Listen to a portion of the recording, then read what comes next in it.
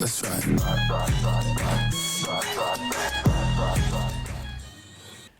Okay, I need to say a little bit about this Lil Nas X situation. You know, this past weekend, we kind of inadvertently walked into a media firestorm because I said something about the fact that this was wrong and this was evil and demonic and filled with demonism and all of that. And of course, the right-wing watch got a hold of it. And in that 30-second clip, I guess Lil Nas X decided that he was going to retweet it and said, I'm sampling this. And so, you know, hundreds of people made memes out of it and started putting all kind of, you know, little ditties to it. And some of them were pretty cute, to be honest with you.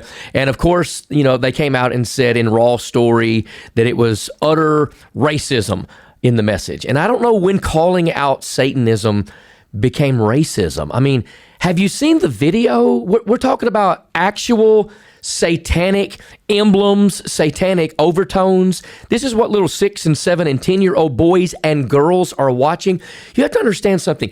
This has nothing, from my perspective, this has nothing to do with a man's skin color or his sexual preferences.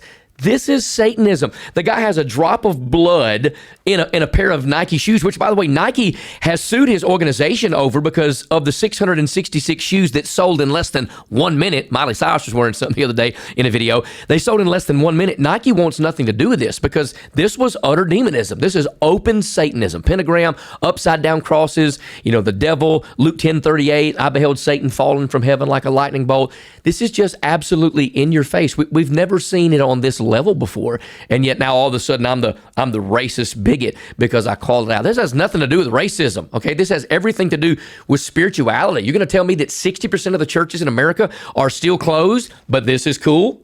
We have to mask up and socially distance, but this is cool? A guy on a screen getting it on with the devil, okay? With the devil, for Pete's sake, ladies and gentlemen. This is unbelievably ridiculous. This is beyond any level of anything that we have ever seen. And yet, guess what? They're like, oh, it's okay. This is good. This is wholesome. This is educational. This is indoctrination from the word go. Okay, you got Joe Biden saying that we may or may not be able to have, you know, socially distanced, mask-wearing parties on 4th of July in our backyards. And yet you have 3 lesbians licking each other at the Grammys, and there's no social distancing there. And so nobody's decrying this. But here's the problem. When somebody like myself with a platform does, they have to change the narrative, because the narrative now has to be, oh, he's calling out Lil Nas X because he's a racist bigot. No, I'm calling him out because he's an open Satan worshiper and he's teaching our kids the very same thing. So I don't know why everybody in America is not just unbelievably in an uproar about this whole thing. So I don't have anything to apologize for